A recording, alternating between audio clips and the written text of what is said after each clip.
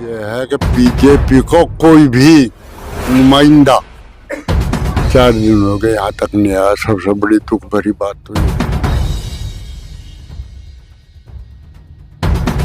धमकियां क्यों दी जा रही हैं? किसी किसी के माध्यम से धमकियां दी जा रही।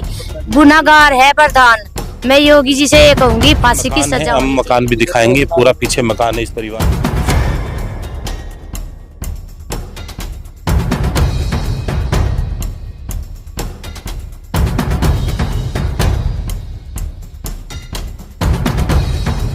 स्वागत है आपका, मैं आपके साथ इसराइल चौधरी। जब शादी होती है, बहुत सारे ख्वाब इंसान अपने मन में पालता है।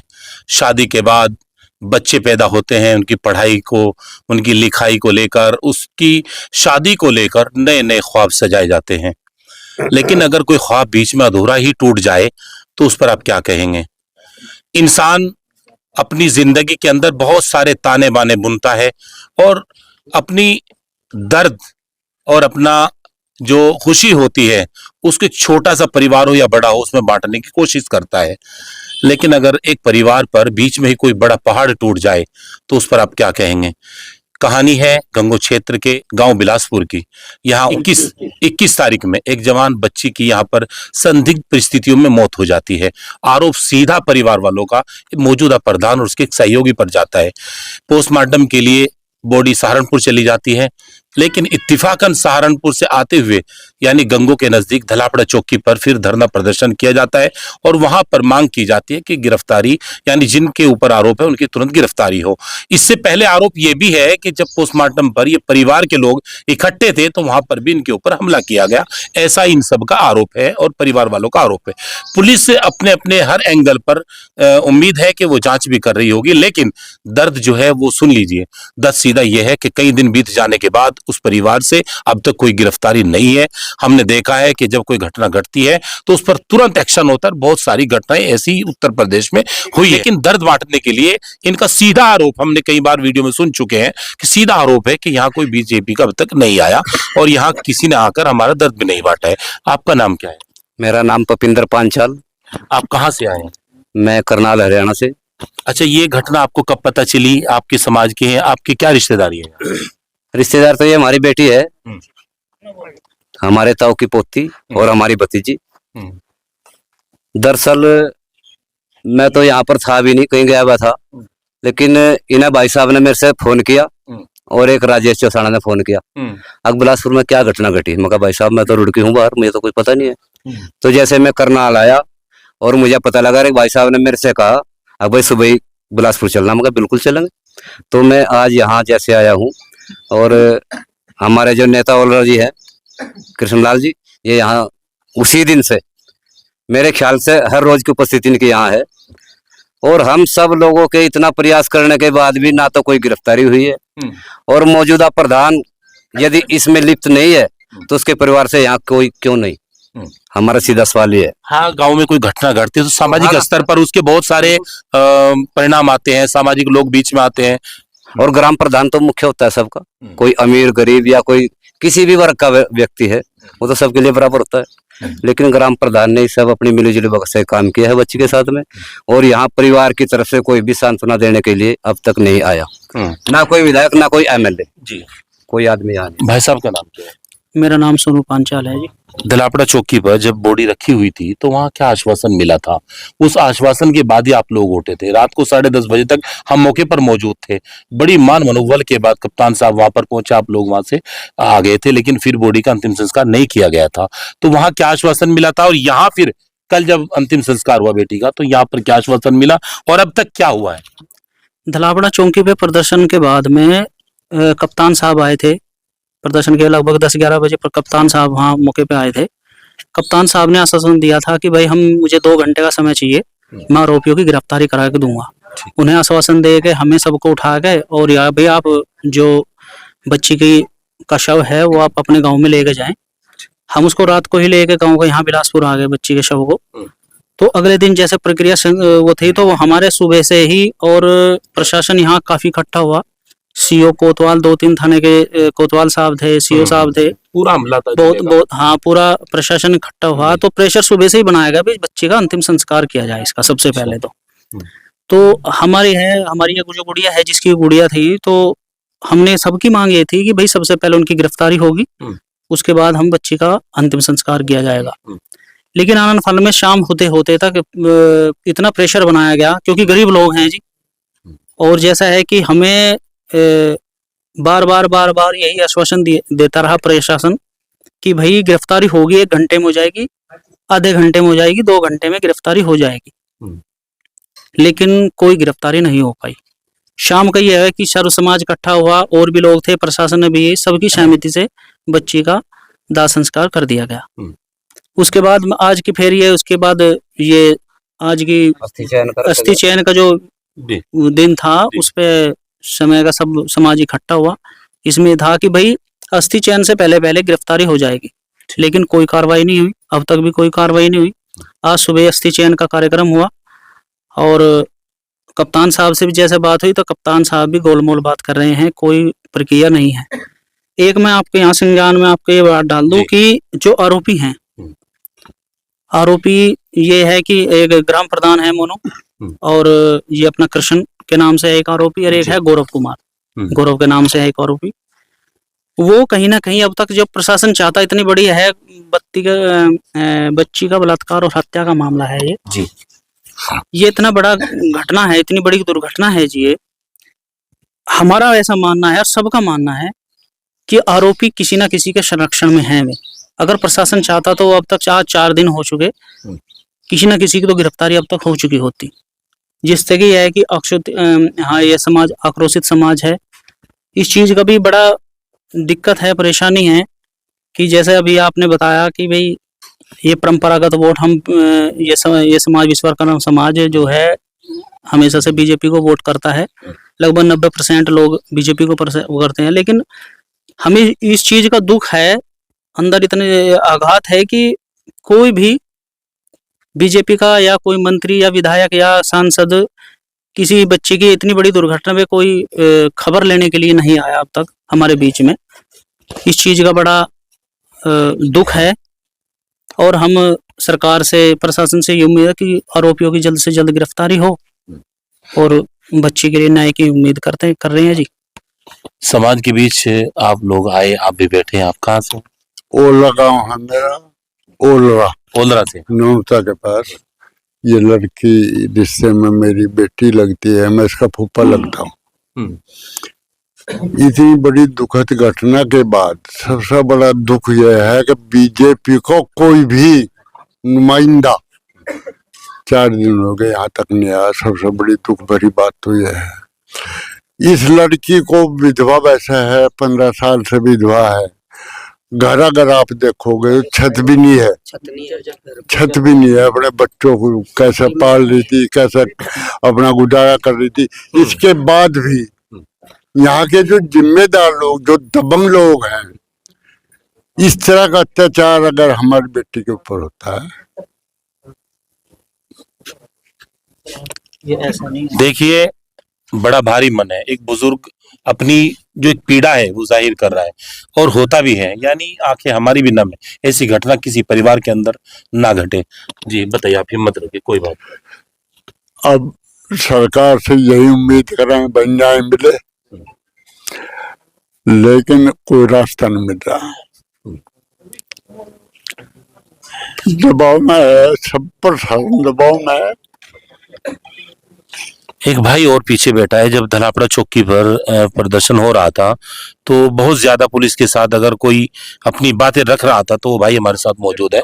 भाई साहब, आपका नाम क्या? मेरा नाम शिवदयाल है जी, मैं मर्तिका शिवानी का मामा हूँ जी। भांजी के लिए इतना संघर्ष हो रहा है और लगातार अब तक इतने घंटे बीत जाने के बाद क्या आश्वासन अधिकारी दे रहे हैं? कल जब दाह संस्कार किया उस दौरान भी समाज के लोग और प्रशासन मौजूद था जी। बस आश्वासन तो यही जी, 1 घंटा 2 घंटा, 1 दिन 2 दिन ऐसी। अब कह रहे थे भाई अस्थियां चयन करने पे जो है मोनू प्रधान की गिरफ्तारी हो जाएगी। यहाँ तक कि जैसे हम तहरीर दे देते हैं थाने में, उसके बाद भी पुलिस की कोई जांच शुरू नहीं होती, कोई कार्रवाई चालू नहीं होती, और इसी बीच के दौरान जब बॉडी का पोस्टमार्टम कराने के लिए जाया जाता है तो वहां पर आरोपी मोनू प्रधान सीधा 2-4 बंदों ने ले जाके सीधा हमला बोल देता है और पोस्टमार्टम रुकवाने की पूरी कोशिश करता है, जिसकी तहरीर हमने थाना जनकपुरी में दे रखी है। और हमने जो है 112 पे भी कॉल की थी और उसी दौरान वहीं पर थाना ये सहारनपुर हॉस्पिटल में जी, सरकारी अस्पताल में। और उसके बाद भी हमें बार बार जान से मारने की धमकियां मिल रही है किसी न किसी के माध्यम से। एक गौरव है, गौरव ने जो है जिस टाइम पर हमारा धरना प्रदर्शन चला हुआ था उसी टाइम जो है पूरे भरी पुलिस सुरक्षा बल के बीच में धमकी दे करके जो है वह गया है और वह भी फरार है। हमने पुलिस को उसका नाम दे रखा है, उसकी भी कोई अरेस्टिंग अब तक नहीं हुई है। तो पुलिस प्रशासन की साइड से हर तरीके से ढील बरती जा रही है और हमें जो है जान माल का हर चीज का खतरा है। एक बच्ची हमारी जा चुकी है और आगे हमें ये उम्मीद है पुलिस प्रशासन और इस सरकार से कि आगे भी मेरे परिवार से कोई ना कोई जरूर जाएगा इस कमी में। ये एक बहुत बड़ी कमी है प्रशासन की।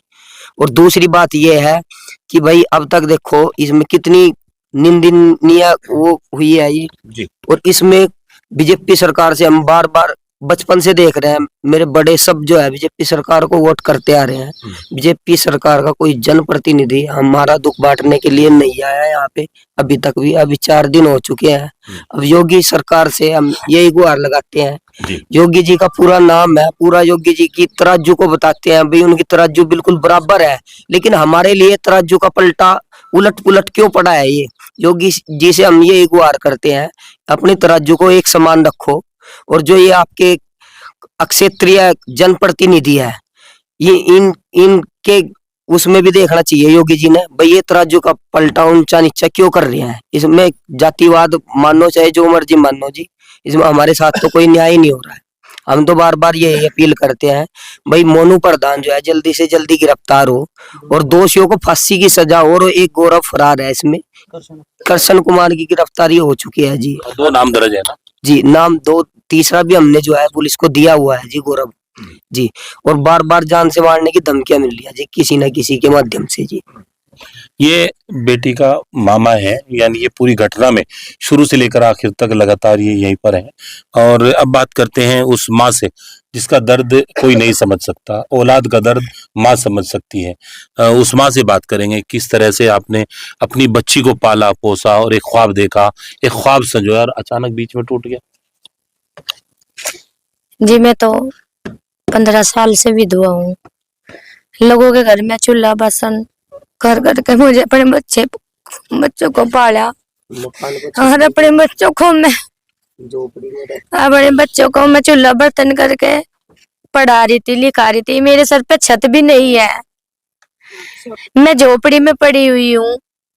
ना किसी प्रधान का कभी किसी का कोई सपोर्ट मेरे लिए नहीं है। मैं तो मोदी जी से यही बात कहूंगी, योगी जी से यही बात कहूंगी कि एक चूल्हा बर्तन लीपने वाली को भी न्याय मिलना चाहिए। बहुत बड़ी बात है, यानी कम शब्दों में सब कुछ बयां हो गया। देखिए दर्द तो दर्द होता है, तो ये वो लोग हैं जो अपना दर्द लिए यहाँ पर बैठे हैं। और क्या मांग करेंगे, क्या करें? जी मैं तो हत्यारे को फांसी हो। जैसे मेरे बच्चे के साथ बलात्कार किया गया है, रिपोर्ट बदलवाने की कोशिश कर रहे हैं। बलात्कार पे हमारे साथ मार पिटाई की गई है, धमकी दी गई है कि हम जान से मार देंगे। बार बार अब भी धमकी आ रही कि हम ये कर देंगे, वो कर देंगे, मार देंगे। और हाँ, ये परिवार जो है जी अब इस स्थिति पे आ पहुंचा है प्रशासन की नाकामी को देखते हुए कि अब यहाँ से पलायन करने का भी पूरा हमारा मूड बन चुका है। यहाँ से पलायन होगा जी। जी ऐसा गांव से मैं क्या उम्मीद रखना चाहती हूँ जब मेरी बच्ची के इतनी दुखद करने के लिए भी कोई गांव का भी आदमी नहीं आया। गांव के लोग, यानी अगर आरोप उनके ऊपर है तो सभी गांव के लोग, ऐसा तो नहीं होगा। जी यहाँ पे ऐसे ही हो रहा, यानी गांव से कोई नहीं आ रहा। कोई नहीं आया जी। गांव के कितने लोग हैं ये यहाँ कोई गांव का भी कोई आदमी नहीं आया हुआ है से बात करने के लिए नहीं। अच्छा, वैसे तो आए होंगे, शरीक भी हुए होंगे। कल जब अंतिम संस्कार किया गया, दाह किया गया, तो तब जी अंतिम संस्कार में तो ये मुझे पता नहीं आ रहे होंगे, मेरे पास तो कोई नहीं आया। आप जी आपसे आश्वासन देने के लिए हम आपके साथ हैं, घबराओ नहीं। जी जी यहाँ कोई नहीं, कोई आश्वासन ये तो दे रहे, प्रशासन भी, एसपी साहब भी, सभी मतलब कप्तान साहब भी। कप्तान साहब ने ये देखो 2 घंटे का टाइम मांगा, कितने क्या दिन हो गए, आज मेरे बच्चे ने 5-6 दिन हो गए हैं। क्या विधायक लड़े बहुत, आखिर तक बहुत हिम्मत की आपने, बहुत हिम्मत। जी, हिम्मत तो टूट गई। हिम्मत तो सर इस हिम्मत- समाज की है। आप विश्वास रखो, इंसाफ होगा, विश्वास रखो। समाज के हिम्मत लोग तो सब जी- समाज की हिम्मत के है। लिए जी मैं सब समाज मेरे साथ खड़ा है, जो मेरे भाई हैं। जिन लोगों को इस दुख का आभास है वो लोग सब इनके साथ हैं। सबसे मेन बात यह है कि लड़की की मेडिकल रिपोर्ट नहीं मिली, प्रशासन ने कार्रवाई में बहुत ढील बरती हुई है। जरूरी है कि लड़की की रिपोर्ट के अकॉर्डिंग निष्पक्ष जांच के आधार पर दोषियों को सजा मिले, कड़ी से कड़ी सजा दी जाए। जी रात भी थाना प्रभारी आए थे, मेरे से बोले कि उस रिपोर्ट आ गई है। मैंने कहा अभी रिपोर्ट दो, रिपोर्ट आ गई तो उन्होंने कहा रिपोर्ट आ जाएगी। रिपोर्ट में तो ये आया हुआ है कि बच्ची ने कुछ खाया, हाँ खाया है कुछ।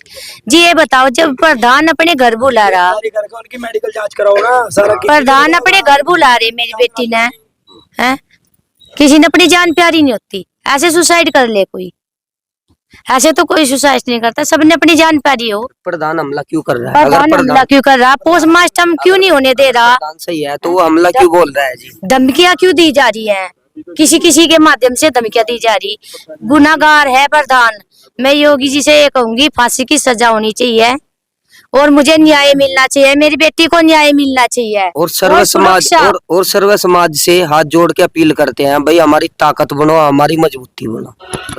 देखिए, अब मेडिकल रिपोर्ट पुलिस के पास है और जांच के आधार पर पुलिस उम्मीद है कि इसमें निष्पक्ष कार्रवाई करेगी और जिन लोगों के इसमें नाम दर्ज हैं उनकी गिरफ्तारी होगी।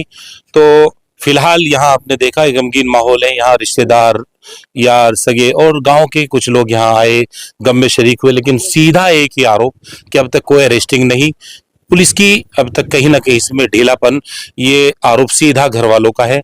ये पीछे मकान है, हम मकान भी दिखाएंगे, पूरा पीछे मकान है इस परिवार का, और ये खुद भी विधवा है जो इतने दिनों से अपने बच्चों को पाल और पोस रही थी। तो फिलहाल इस वीडियो में इतना ही, बन रही है अगली वीडियो देखने के लिए। नमस्कार।